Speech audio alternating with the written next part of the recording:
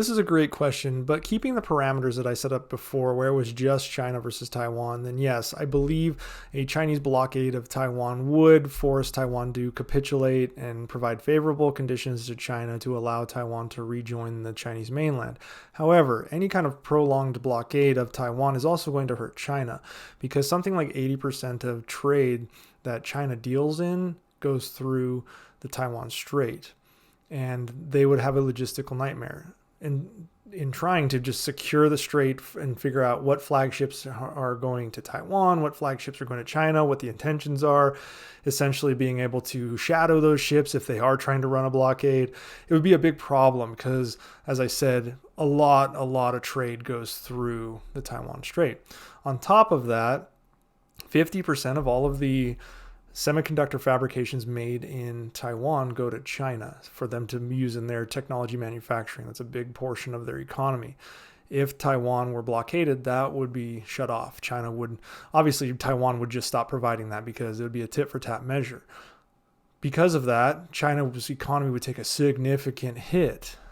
Already we're seeing what the chip wars, quote unquote, that the United States, Taiwan, Japan, Europe, South Korea have all kind of come together to fight back against China's IP theft, etc. That's a whole other video. But all of that coming together to stop China from building up its technology hubs in order to compete, largely because they are doing it in a nefarious way.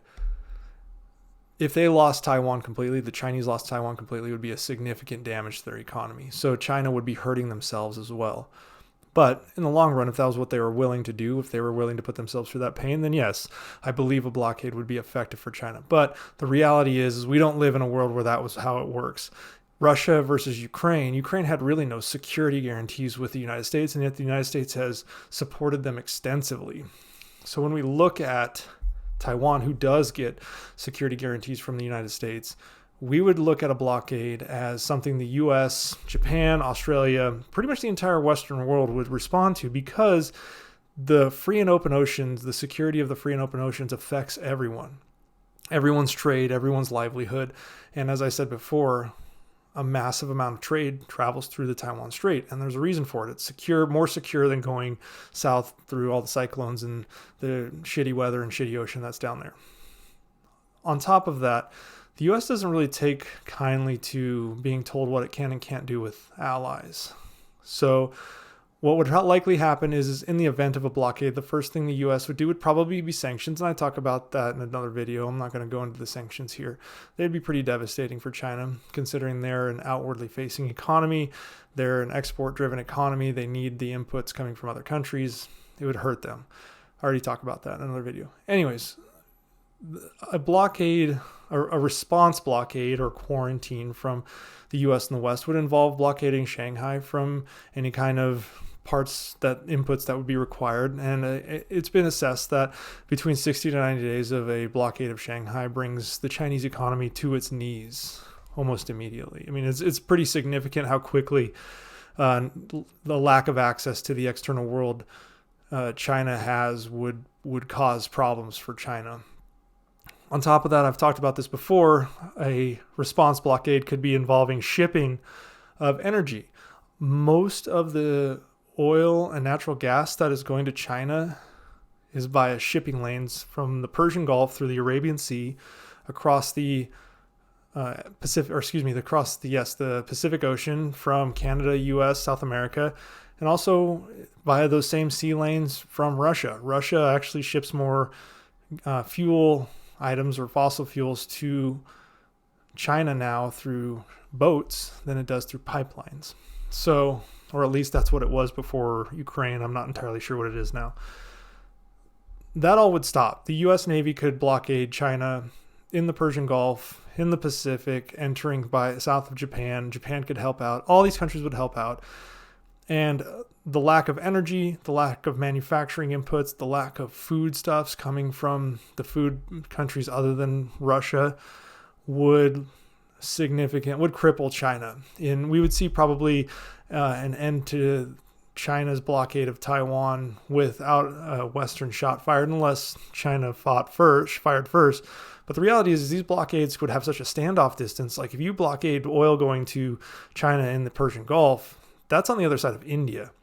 And India gets a lot of trade through the Taiwan Strait. They would not be very happy as well on what China's doing to Taiwan.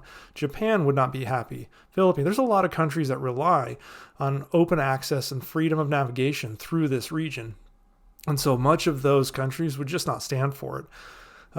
And at the very least, they wouldn't stand in the U.S.'s way to help stop such a blockade. So just energy, cutting China off financially from the global finance system through sanctions, cutting off their access to energy by blockading the Persian Gulf and the Pacific Ocean through the East China Sea and South China Sea, as well as limiting their ability to retain food without even firing a shot, means that China likely wouldn't be able to maintain a blockade of Taiwan for very long. It would hurt them a huge amount, and then they would have to contend with the fact that the U.S. likely would start to run the blockades. I mean, we would use our merchant marines first and foremost, which is like a civilian government arm. It's kind of a mixed government arm where they engage in commerce and transport for the U.S. government. They're flagged as U.S. government vehicles. They transport all kinds of different cargoes and stuff, but they would be the first to be used to run the blockade with the Navy, obviously the U.S. Navy guarding them. And the Chinese do not want a direct fight with the U.S. Navy. And I've made videos before talking about how the U.S. Navy, despite the fact that China has built more boats, they're all largely what we would consider Coast Guard cutter style boats. The U.S. Navy would absolutely smoke the Chinese Navy, even in the South China Sea and East China Seas. But that beside the point there, China just doesn't want a general conflict with the U.S. because for economic reasons, for military reasons. So if the U.S. tried to run a blockade and China tried to stop it, it would cause war. That would be a problem. And then you're facing down like 7 of the 8 largest navies in the entire world, all of which are incredibly powerful and Western trained and Western equipped and are pissed off because you sunk one of our ships. So in the reality of just China, Taiwan, yes, a blockade likely would be effective, but it would be painful for China. But in the world we live in, a blockade of China would be absolutely devastating for China because the response would be overwhelming. So